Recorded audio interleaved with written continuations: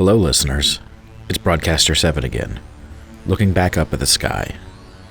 Unidentified aerial phenomena, or UAPs, have been a hot topic in the news for the last few years. More and more videos have been slowly leaking onto the internet, or are outright being released by our government. Pilots have been coming forward with stories of seeing these strange objects in our skies since the 1950s, but for the first time, it seems our government is ready to finally listen. With the formation of the Unidentified Aerial Phenomena Task Force, maybe we can finally get to the bottom of what's out there. One of the most famous videos released so far has been designated the Tic Tac UAP. One thing that makes this encounter unique is that over the course of a week, the United States Navy received radar, visual, and video confirmation of these objects over the Pacific, just off the shore of the United States.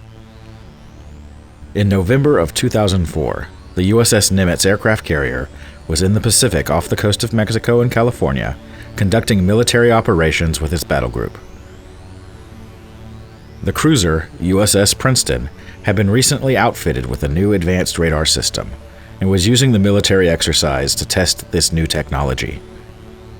Day after day, it resulted in strange readings and contacts out and around the battle group.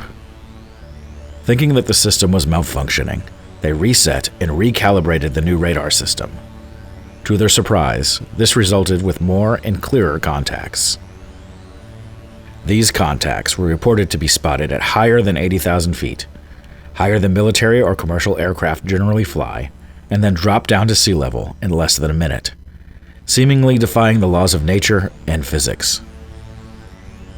On the 14th, two fighters were operating in the vicinity when the Princeton detected another signal.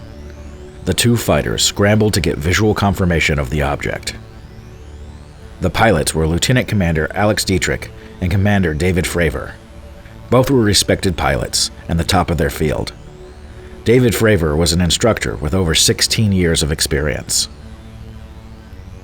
When arriving at the location, the pilots observed a disturbance on the ocean surface. Fravor reported it looked like the surface was churning and moving like a vortex. The affected area of the water was about the size of an airliner, reported Dietrich.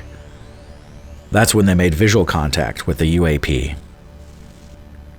They reported it as a large, oblong object with no windows, traveling at high speeds 50 meters off the water, with no predictable movement and no predictable trajectory. They described it as looking like a large tic-tac. At this time, Fravor engaged the object and started a spiraling descent. As if on cue, the object mirrored him, starting a spiraling ascent. The object seemed to know what Fravor would do before he did it.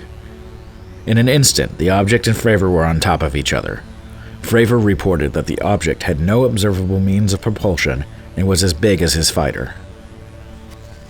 When Fravor attempted to pursue, the object reportedly jumped away at hypersonic speeds and disappeared over the horizon. Seconds later, the USS Princeton reacquired the UAP on its radar. It was approximately 60 miles away. It was unidentified, and that's why it was so unsettling to us, because we weren't expecting it. We couldn't classify it, said Dietrich. After this incident, the Navy quickly outfitted their fighters with cameras to try to record a sighting. Chad Underwood was flying in his FA-14 when another object was acquired by the Princeton. The UAP was out of visual range, but he was able to attain a target lock on the object and record the encounter on video. The video showed no heat trail, no cockpit, and no means of propulsion, just like before. After a minute, the object casually accelerates out of frame, outpacing the capabilities of the tracking camera aboard Underwood's FA-14. Aboard the USS Nimitz, the video quickly spread among the crew.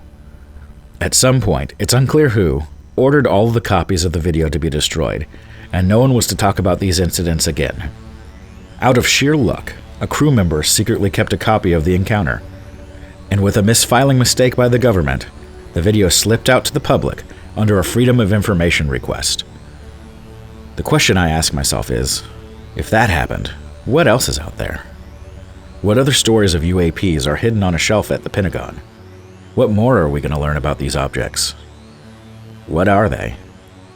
Well, here's to hoping that someone else misfiles something in the future. But until then, I guess all you can do is be ready to receive the night signal.